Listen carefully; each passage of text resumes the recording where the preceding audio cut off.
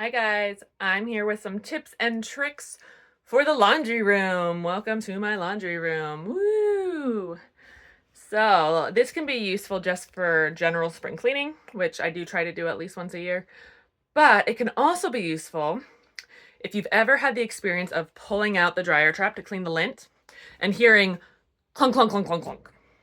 And I know for me, when I'm doing laundry, that is the worst sound for me to hear when I'm trying to switch my loads, because when I hear that clunk, clunk, clunk, clunk, clunk, it means that there must have been something in someone's pocket that got missed that is now at the base of my dryer and risking either breaking the fins of the dryer or jamming something else and causing problems. And I've learned from past experience and having to replace other parts that when you hear the clunk, clunk, clunk, you should probably just go find whatever it was and not risk ruining your dryer. So anyway, I've already pulled my dryer out, as you can see.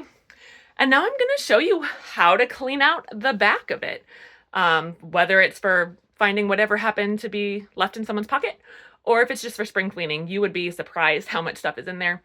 And I had a dryer repairman tell me, just clean it out yourself. You don't need to call somebody, just do it yourself. So I'm going to see if I can do a video on how to do that.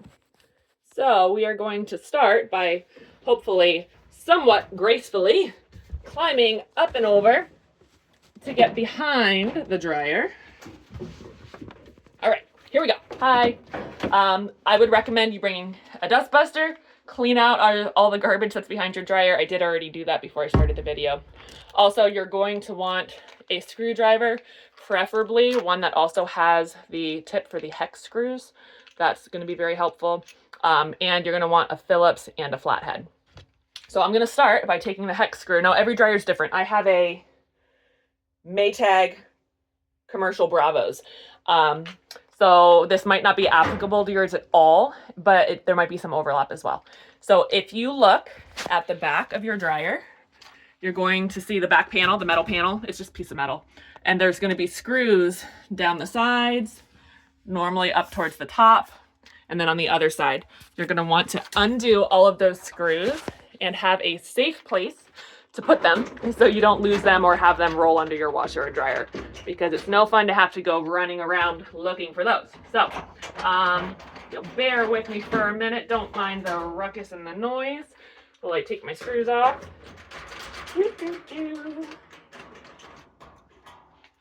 All right, we're getting there. You might need to move some cords around.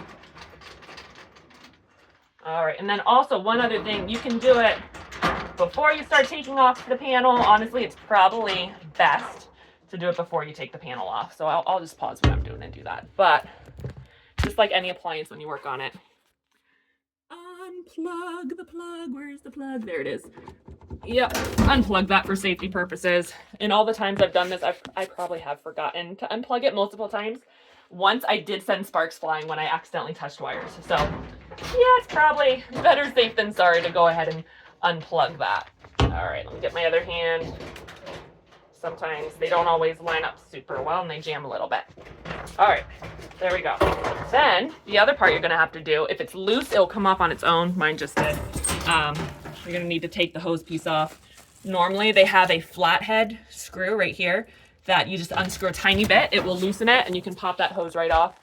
If you want to vacuum it, you can. You'd be surprised how much stuff is in that too. So I'm gonna move my cords out of the way, move my panel out of the way. Ooh, it's a tight little space in this little laundry room. All right. I'm also gonna take my cord and just get it up and out of the way so it's not in my way. Okay. Welcome to the back of my dryer, filled with dust and lint. Also feel free to vacuum that or wipe it down. Probably not with a wet rag, but with a dry rag. All right, next for my model, again, every model might be a little different, but there's quite a few similarities. When stuff goes down the lint trap, it's going into this.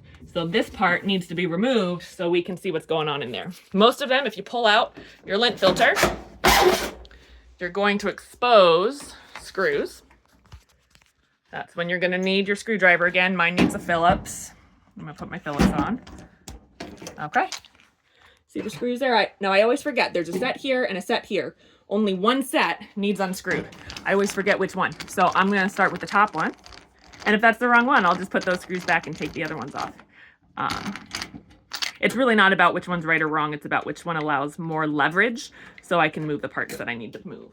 So I'm going to get those screws out. I'm going to set them off to the side, somewhere that you won't lose them. Nobody likes a lost screw when you're trying to put everything back together. All right. There we go. I'm going to put the phone back down. That should loosen this large piece here now. You see this one? Yeah, it should be a little loose. There we go. Now, a lot of times mine gets stuck down here. So I actually used pliers at one point and just bent it down because I do this so often. So I'm gonna pull it. Let's see, maybe I should have gotten the other screw off. Let me put that down and use 2 hands. Boop. All right. Oh, I forgot the other part. There's more screws. Okay. All right, so if you look, sometimes this also has screws. I've got a little screw in here. There's one down there. This one I must not have tightened last time because it fell right out. So let me take those screws off too before I go ripping anything apart. There aren't too many on this type.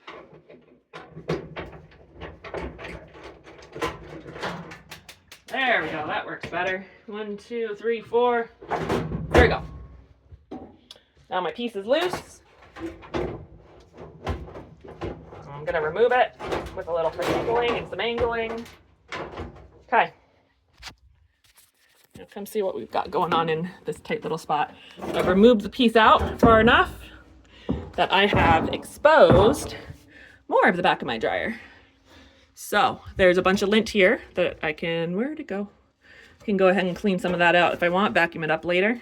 And if you see the fins, you see those fins down here at the bottom? That's what I'm trying to not break. And look, you see that?